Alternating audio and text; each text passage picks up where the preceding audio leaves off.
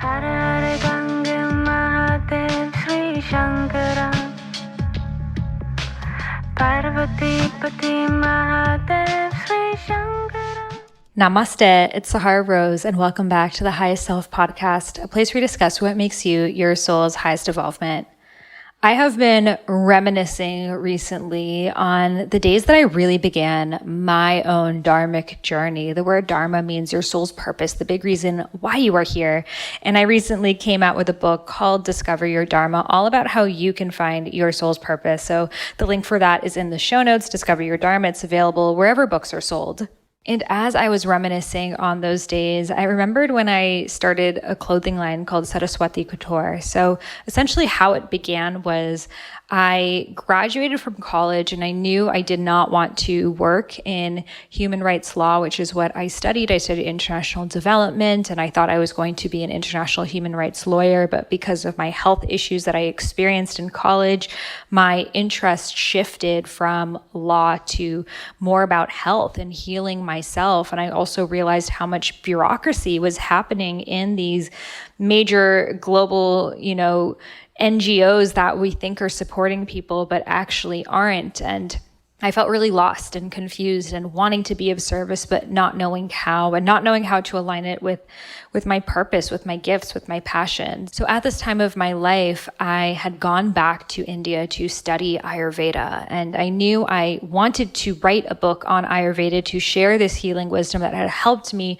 so much, helped me get back my period after not having it for over 2 years, and a whole host of other health issues, gone into perimenopause when I was 21, and really hitting a rock bottom with my physical health. Doctors told me that by the time I would be in my 50s, I wouldn't be able to walk because of the osteoporosis, and I would never be able to have kids. So my life became focused on healing. And in India, as I was studying Ayurveda, I was on the beach and I came across this young girl who was selling pants on the beach with her mother. And I began talking to this young girl and I learned that they would buy these leftover fabrics from different factories that were sari material that people would not use. And they would put together, assemble these pants made out of these unused sari fabrics. So a lot of these fabrics were extremely beautiful. Gold thread, silk. Like if you don't know what a sari is, it's beautiful Indian attire. So they were these really eclectic pants because they were just made out of whatever scraps, happened to be left over. And I fell in love with the pants and fell in love with this girl and her mother and their story of, in Goa in South India, there is a lot of sex trafficking that unfortunately happens after Thailand. It is the second largest hub. And so many young women are forced into sex trafficking because there aren't other options for them. So it hit me at this moment to support this girl and her mother by buying pants from her and their family and working with these, recycled sari fabrics to create these epic pants. And the name came through Saraswati Couture. So I had obviously never worked in clothing at all. And I would just literally be there in the factory with them day after day. It took a couple months for all of this to really be done. And finally we made all of the pants and shipped it to LA, which in itself was a very hard feat. And then finally I got all of these pants to LA. At that time I was staying with my grandmother. I didn't even have a place to live. And I knew I needed to sell these pants now, but I didn't know how it would be done. And I called my friend, Kiran, who is the guest on today's episode. And she had a clothing line too that was made out of recycled water bottles. And she's also Indian, half Pakistani. And she was vending at different yoga festivals at the time, Wanderlust, and then also just like small conscious festivals. So she's like, well, why don't you come vend with me at my booth this Friday? And I had just come back from India on Monday. I was like, okay. I went to Staples, made some, I went on some website, made some business cards, made a banner, like got everything I could to be prepared to vend. And we went to this yoga festival and we had a great time. Actually, I remember at that specific one, David Wolf was speaking there, which was so cool because at that time I was really into all the raw vegan stuff and learning. So I was fangirling over seeing David Wolf. And that was my first experience vending. And we started to really take off vending at all of these different festivals every single weekend, driving all over, sleeping at a friend's floor so we could just have a place to sleep and then wake up at 5 a.m. and go to this yoga festival that we would be there till like 10, 11 o'clock at night on our feet, just, vending. And they were really exciting times because it was my first business. It was my first time like completely having ownership of something that I created from literal start to finding the fabrics and putting the clothing together and the story behind it and knowing it was supporting these women in India and aligned with my creativity and then, selling it. And then eventually I made a website and I was like the person doing all of the things. I was the customer service, I was the vendor, I was the shipper, all of the things, which, if any of you are small business owners, you know what that's like. And we did that for like 2 years. And I remember hitting this point, realizing, and I share this in today's conversation, but realizing that it wasn't my Dharma. And I remember asking Kiran, do you like doing this? Because sometimes we would go to a festival and we would have an epic weekend and make like $1,000 in one day, which was like insane for us at the time. And then other days we would go and we would make nothing and we would lose money on the vending fee that we had to pay for the festival. And it was just, for me, not in alignment with my Dharma. I knew when I tuned into what my soul really wanted, I wanted to write a book. I wanted to share Ayurveda. I wanted to connect with people and talk with people and use my wisdom in a more communicative way. Whereas in vending, you're repeating yourself again and again. It's sales, so it's quite different than coaching or working with someone. And I had gone to health coaching school, so I knew I wanted to make that my career. And it was getting to this point that I wasn't finding the excitement and the passion and joy of vending. So I decided that when I, ran out of my inventory that I had for the most part, that I would put my focus on writing my book, even though I had no idea how I would make money doing it. I didn't have a book deal. I had never met an author, but I knew that if I had 1 year left to live, that's what I would want to do. Kiran, on the other hand, loved to vend and she wanted to continue doing it. And she knew that Wolven, which is her company, would continue to grow. And when she looked at her future, that is everything that she wanted. Whereas when I looked at mine, I knew I wanted to be sharing with people, communicating with them, activating my throat chakra and helping raise consciousness versus being in a product-based business, which is we can raise consciousness in so many different ways, but I knew my highest gifts were around me sharing. So I stopped vending and decided I would give percentage of proceeds of everything in my business, which I do to this day, to help victims of sex trafficking in India. And I'm so glad to say that we have, personally helped many women get out of sex trafficking, and we sponsor many women and we work with many different organizations now. And I'm actually able to support in a much, much, much bigger way than I was when I was vending because I'm in alignment with my Dharma. And with Kiran, she is in alignment with her Dharma of taking Wolven and growing it into being this incredible business that she's going to tell us more about, but always honoring her truth of making it sustainable and putting her art that she hand draws onto each and every piece of clothing. So I'm really excited to share this conversation because she has been a friend of mine since the beginning of the journey, 8 years ago now when we started this. And it's been incredible to witness her and her growth and to have her witness me and my growth. And I think a really missing piece of the whole like conscious space is clothing. We don't really think about it. We, do the meditation and buy all of the crystals and buy more things, but we actually don't need more. There's already so much clothing that's out there that even with all the clothing out there, it wouldn't even be able to fit into the landfills that exist today. It's actually horrifying when you really tap into it. So in this conversation, we speak about how to make your clothing more conscious, how to make the right choices as a consumer, and what to do when you do want to maybe stay up with the latest fashion trends, or you don't feel your best in your same quarantine outfit. You want to mix things up. What are the things to look out for? What is greenwashing and how people are doing that in different companies so you think it's sustainable, but it's actually not?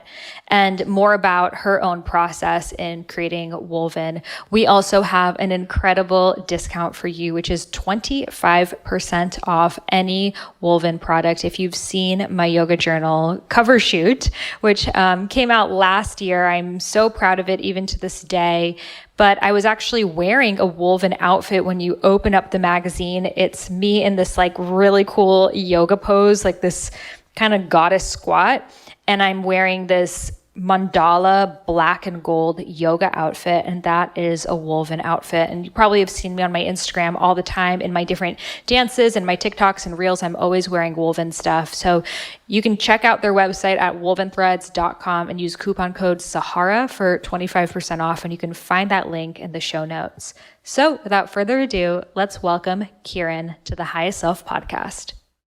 Welcome, Kiran, to the Highest Self podcast. It's so great to have you here. Thank you so much for having me. And the first question I'd love to ask you is, what makes you your highest self? So for me, being my highest self is really connected to feeling like I'm living my purpose and living my truth.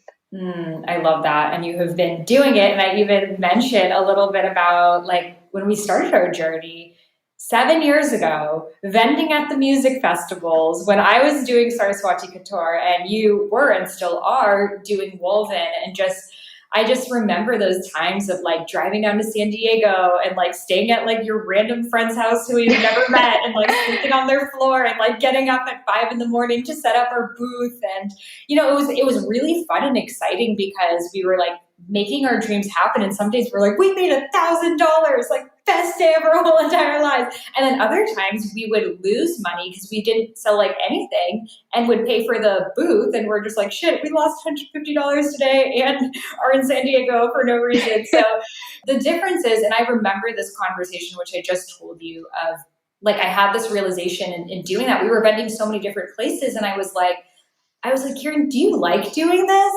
And you were like, of course it's like long days and it's not always fun, but yeah, I love doing this. It's what I want to continue doing. And your vision was to, continue to scale it. And like, that was your vision always. Whereas for me, when I really tuned into it, I was like, I don't love doing this. And it's not really my long-term vision. And it was such a great reminder for me to see what does it look like for someone to be living their purpose, which was you in doing that. Because even though it was tough, it was still expansive for you. Whereas for me, it felt exciting, but when I really sunk into, is this going to be it for the rest of my life? That wasn't the vision for me. And I realized the one thing that I would want to keep doing is sharing information, writing books. And that really was the pinnacle moment. So thank you for being that reflection of what living your Dharma looked like. So I could be like, if I don't feel that excited about it, then it's not right for me. Yeah, absolutely. I think back to those days often. And I think that in those initial moments for Wolven, that was really when we started to learn about who our community was. And I think what was so exciting for me is that as an artist, I got to connect with people who were experiencing my art for the first time. And that was what was rejuvenating and giving me energy, because in those moments where someone would see our leggings and get excited about the prints, for me, that is my artwork. And I was able to share it with people in a way that they felt connected to it, but it also had a function for their day-to-day life, which for me at that time coming out of art school was very different from a traditional gallery context of showing your art on white walls where such a few select privileged group of people get to experience it. I love that so much. So you began by basically drawing these sketches, and then share with me how the download came through to create a sustainable clothing line with your sketches. Absolutely. So for me, I feel that I fully realized what I wanted to do with Wolven when I was thinking about all of the different things I'm passionate about. So wanting to really marry, okay, I'm interested in sustainability. I'm interested in yoga. I was in yoga teacher training at the time. I was in school for fine art painting. And I was realizing that all of these different interests that I had were a little bit siloed and they weren't connected to one another and they weren't merging in my life. And I didn't want to have to choose between one or the other. I wanted to combine all of my interests into something that would really be sustainable for me in that it would be living all of the things I enjoy doing. I love that so much. And that's really what your Dharma is. It's that integration of all the different parts of you that feel disconnected or how are they going to fit into the picture, but to be able to really marry them and create something. And, Woven is just such a beautiful expression of that. So I want to talk specifically about fast fashion because this is something that so many of us we're buying into because high-end clothing is really expensive and styles and fashions are always changing. So what is the problem with these major stores like H&M, et cetera, who are putting out a lot of clothing for an affordable price? What is the downside of these companies? Yeah, absolutely. I think there are so many problems with fast fashion, but to start, one of them being that there's a tremendous amount of clothing and fabric waste, and that waste goes into landfill. And when that waste goes into landfill, a lot of these materials do not biodegrade at all. And so what ends up happening is that the fabrics break down, and then chemicals that are in the fabrics can contaminate our soil and the water table, which becomes a very big environmental problem. Beyond that, there's also an ethical problem of low wages and awful workers' conditions, which is not worth paying the inexpensive price of a fast fashion garment.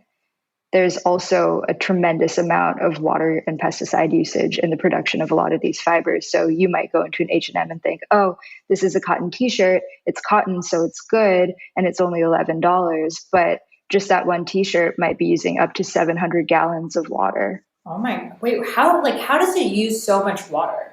If you think about cotton fields just growing in all of the irrigation systems that are required to maintain that crop, as well as the pesticides that are required to make sure the crop is growing quickly, avoiding being damaged, there's an entire agricultural process that is connected to the production of these natural fibers that go into your clothing. Mm. And I remember asking you because I saw H&M created this like box that you could like give your old clothes from H&M into this box, and then you shared with me that this was greenwashing. Can you explain a little bit more about what that was and what the term greenwashing means? To me, greenwashing is when a large corporation tries to profit off of sustainability as a trend in the fashion space by implementing one-off sustainable practices and projects that aren't really connected to their overall business mission. So they're identifying, oh, okay, all these little brands are really trendy right now because they're sustainable, and Gen Z and millennials are interested in buying things that are value aligned. So we are going to make this project that is value aligned, but we are still a giant corporation. And so even though maybe we have this one project that is sustainable fabrics, we still have this entire range of things that are not conscious at all. Mm. So what was this box even doing? So I'm not sure exactly in H&M's context what that box was doing, but I imagine they're probably upcycling the fabric, so likely creating new garments out of it, which there are many companies that do that in a successful way.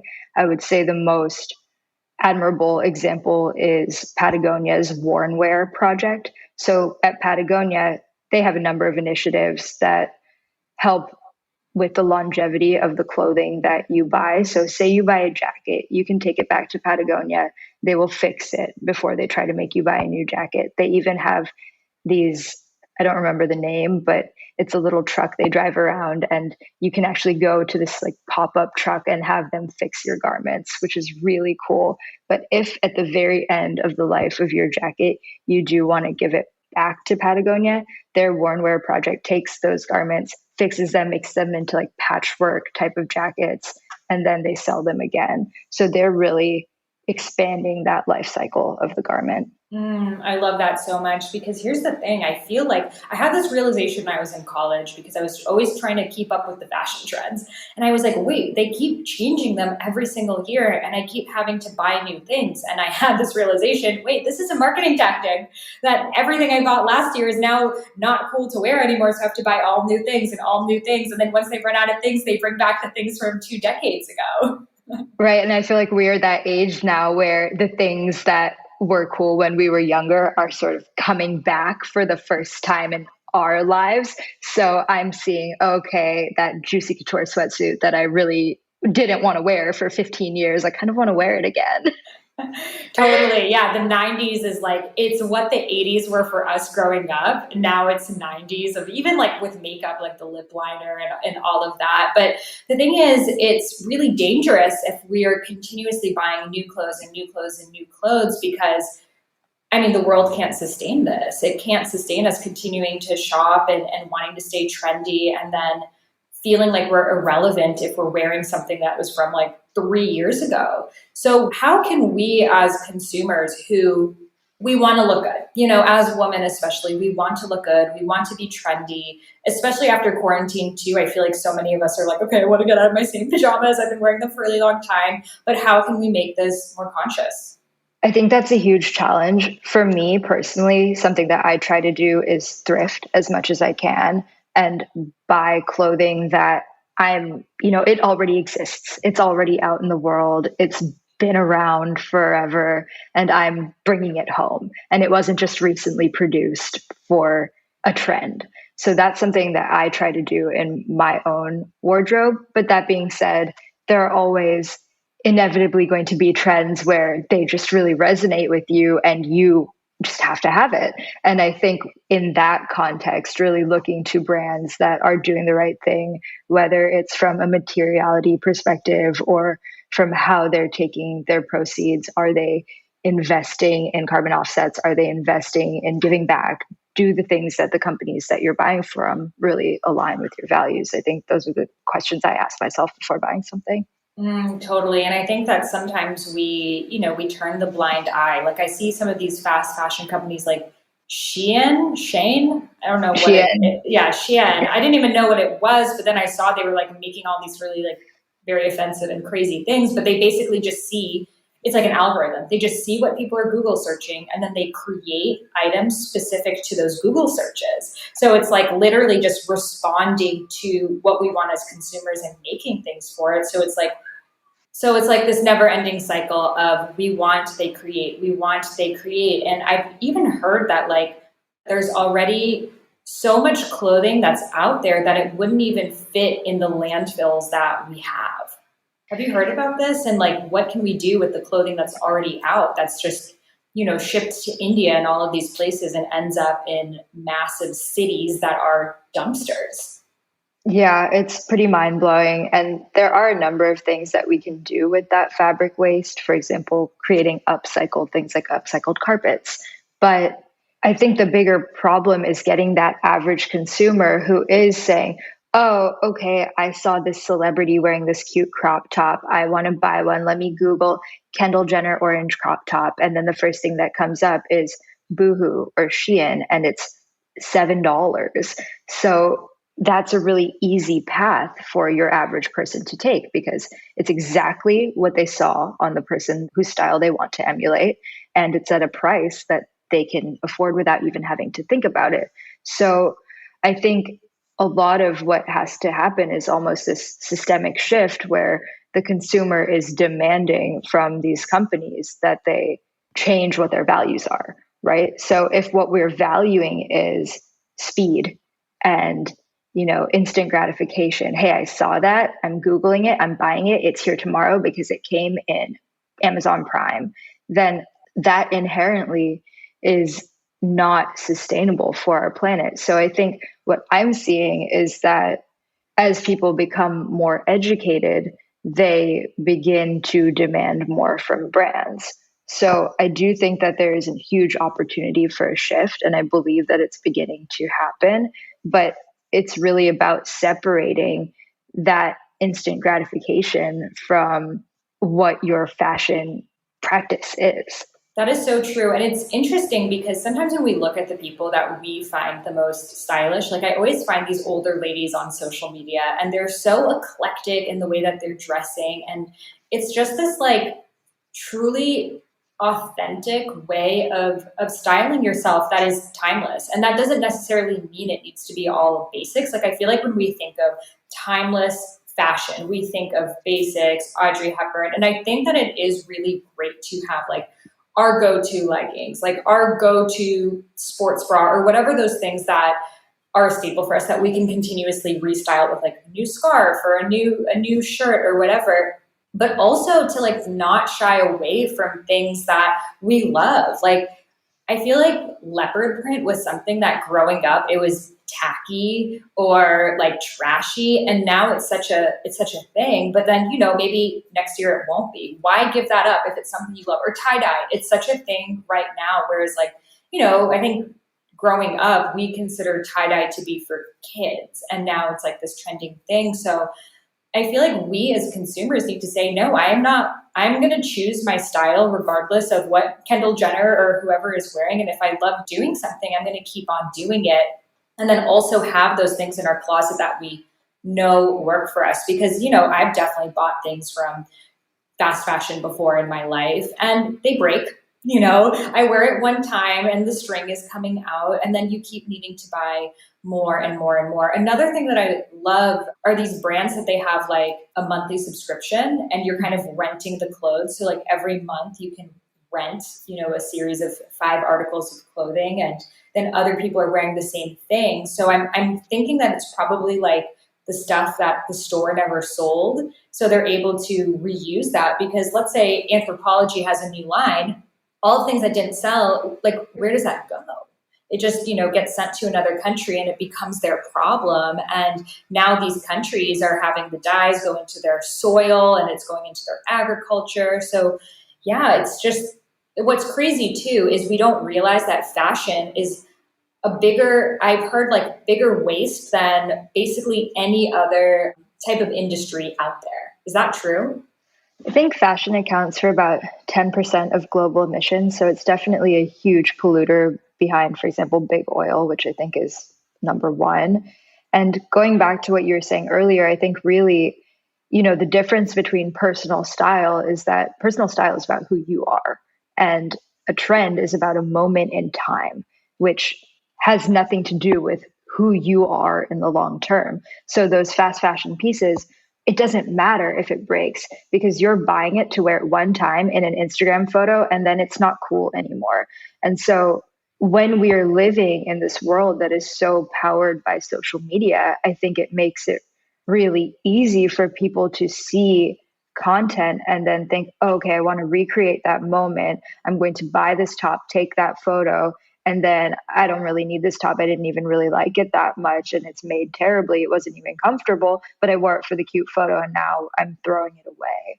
And that is something where I think if people really do need to follow certain trends or really feel that, okay, I want to have that experience, then something like a subscription-based service or a rental type of program could be valuable because then at least you're taking that one style and having maybe hundreds of people wear the same article of clothing instead of saying we are going to produce hundreds of this article of clothing and every single one of these people who wants to have that moment where they just wear one time for a weekend is going to buy it and then never wear it again.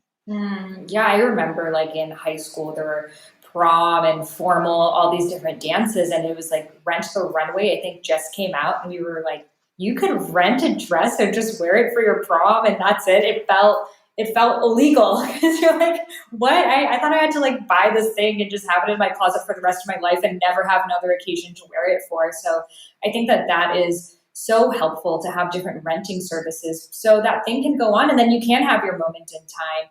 And with quarantine happening, I think probably we've seen a reduction of that because we're not going out to as many events. So we don't need, I know I have bought way less clothing this year because I've just been wearing, my same things every day.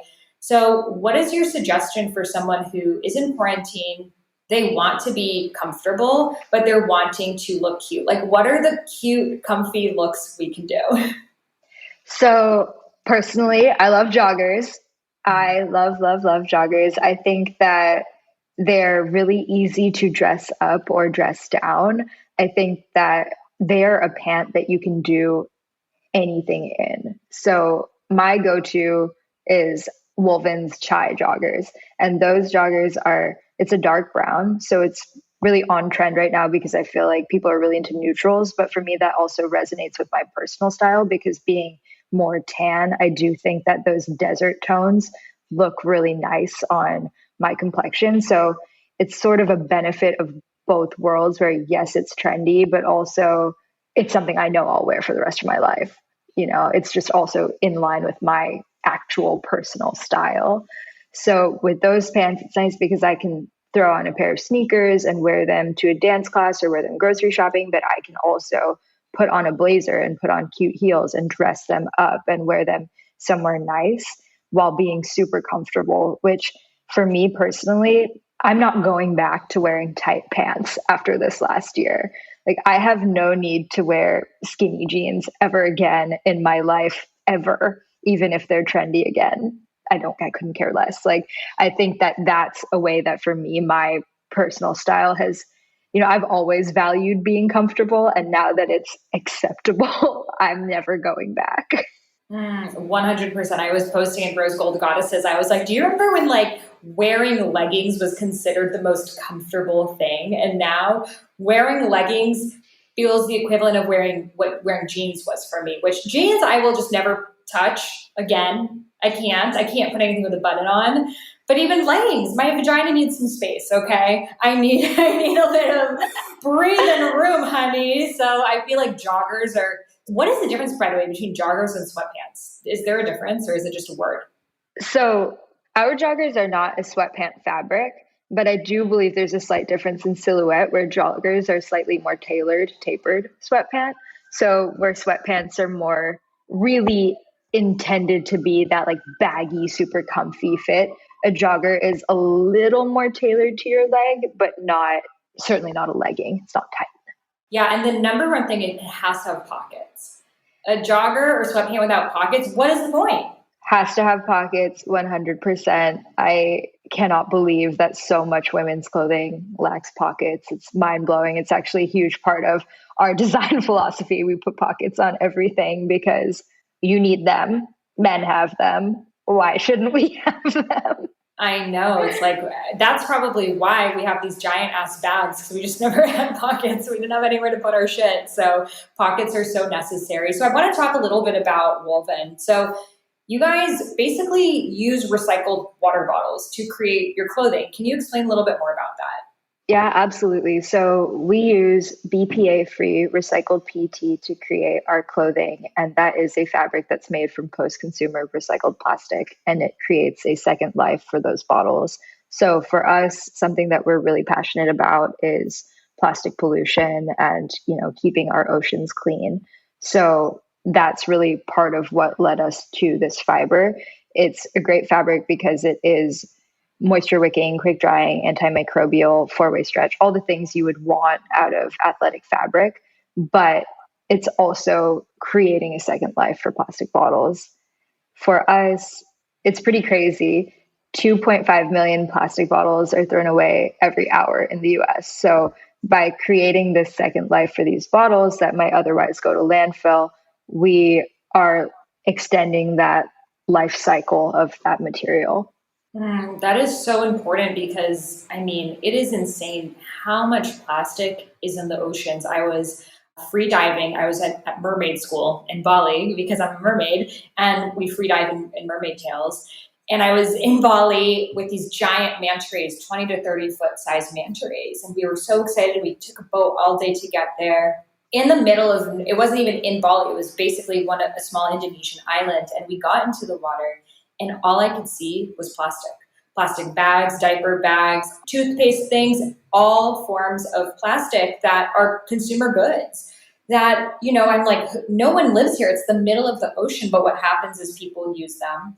They throw them into the river because for generations you ate out of banana leaves and things that were biodegradable. So you could put them into the river, whereas now it's plastic that never dies. So you put into the river, it ends up going into these currents in the ocean and ending up in these tide pools, which is where these giant manta rays feed. And manta rays, they always have their mouths open. So all of the plastic is going right into their mouths, and that's why they are on the endangered species list and may even become extinct, which is just so horrific because they're the ocean's angels and so important for biodiversity. And I feel like just not enough, we know about the plastic issue, but not enough people are doing something with it. So I love that you guys are taking the plastic that's already there and kind of solving two problems of getting rid of the plastics out of the ocean and how can we allow women to feel good and buy things that are trendy or new for them while not taking more resources from the earth.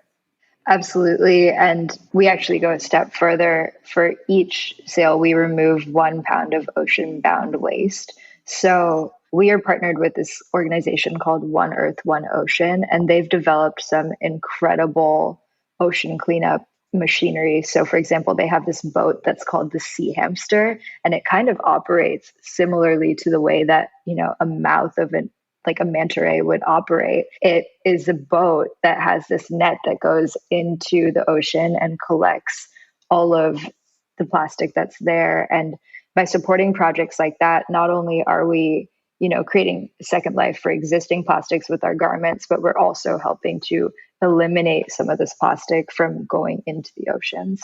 I love that so much. It's such an important cause. One of my main causes for sure. And I also want to talk about the sacred geometry and also the different colors that you guys have, chai, turmeric, all of our spices you've created clothing with. So tell me a little bit about the sacred geometry. Yeah, absolutely. So for me, the sacred geometry around the artwork is really something that's connected to my childhood. My dad is Hindu and my mom is Muslim. So between seeing beautiful mandalas and rangoli to seeing incredible Islamic architecture, sacred geometry is always something that has been around me and that I found really inspiring. And, mandalas are this beautiful sacred pattern that is meant to represent, the harmony of the universe, and I feel can be really empowering. So when you're wearing a shape like that, it's energetically uplifting, making you feel better. And I think that that's something people don't really often think about with the clothes that they're wearing. You're wearing a work of art that is intended to be uplifting, which I think is really special. And as far as the colors go for our basics, the colors are also inspired by my heritage. So, these spices like turmeric and chai are also kind of a nod to where the birthplace of yoga is and also where I'm from. I love that so much. And they're so beautiful. I actually wore a woven outfit in my yoga journal cover shoot in the middle. If you guys have seen the issue, it's like the one of me on the beach doing that really cool yoga pose. I'm wearing, what was that one called? If anyone wants to get that one. So that's the Noor print, and it's actually named after my niece, Noor. I love that. And the word Noor means light. Noor means light, yes. And in Arabic means the divine light. I love it so much. It's all so beautiful. I've just loved watching you blossom into your Dharma and just the ripple effects it has for so many people. I know so many listeners, they are wanting to make a change in the world, but also let it come from a place of joy and creativity and inspiration. And I love that you have embodied that. Like, you're a female lady boss while doing something that's conscious and creating a better future and sharing it with others. So thank you for living your Dharma. And we have a really special offer. So Kiran is generously gifting all listeners 25% off any Wolven order. So you can head over to wolventhreads.com. The link is in the show notes. Use coupon code Sahara, Sahara, and you will get 25% off. What are the new looks right now that people could kind of look for? And also, what are the ones that you feel like will have a long longevity for people? I think, a go-to, our Onyx crossover pocket legging is a simple black legging with 2 pockets, which are essential. It also has a really cute crossover waistband, which is really flattering. I also love our turmeric jogger and our chai jogger, which are nice neutral tone joggers. And as far as our prints go, I think Noor, which you wore in your yoga journal shoot, is a print that we've had for many years now and still just continues to do so well for us. And, it's a beautiful mandala you get to wear and support artists. And I think that's really special. I love it all so much. So guys, you can head over to wolventhreads.com, use coupon code Sahara for 25% off. And that link is in the show notes. Well, thank you, Kiran, so much for sharing your Dharma and your wisdom with us and for also making the world a more sustainable place. Thank you so much for having me.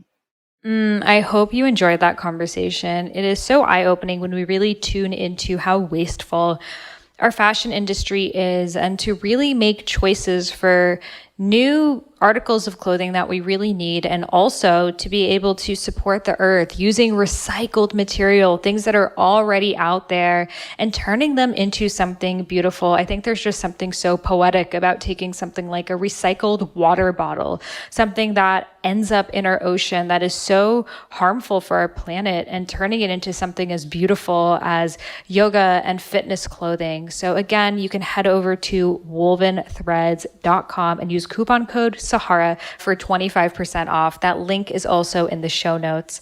Thank you so much for tuning in. And if you loved this episode, I would love to send you a free gift, which is the first half of my unreleased book, Eat Right for Your Mind Body Type. This is a different book than Eat Feel Fresh, my first book ever, which is not released anywhere. And I am gifting it exclusively to those who leave a review of my podcast in the iTunes store. So all you got to do is head over to iTunes, where you may be listening to this podcast, and leave a review. Take a screenshot that you've left it and email it over to me at sahara@eatfeelfresh.com. Again, that's Sahara, Sahara, at eatfeelfresh.com. And I will send you back the first half of my unreleased book, Eat Right for Your Mind Body Type, which goes all into Ayurveda, doshas, plant-based nutrition, body types, all of the things in a really fun and engaging way. So this is my gift to you for free for supporting the podcast. Every single review I personally read. It really helps the podcast be listened to by more people so we can raise the vibration of the planet together. And I am so grateful to have you on this journey. Thank you so much for listening, and I'll see you on the next episode. Namaste.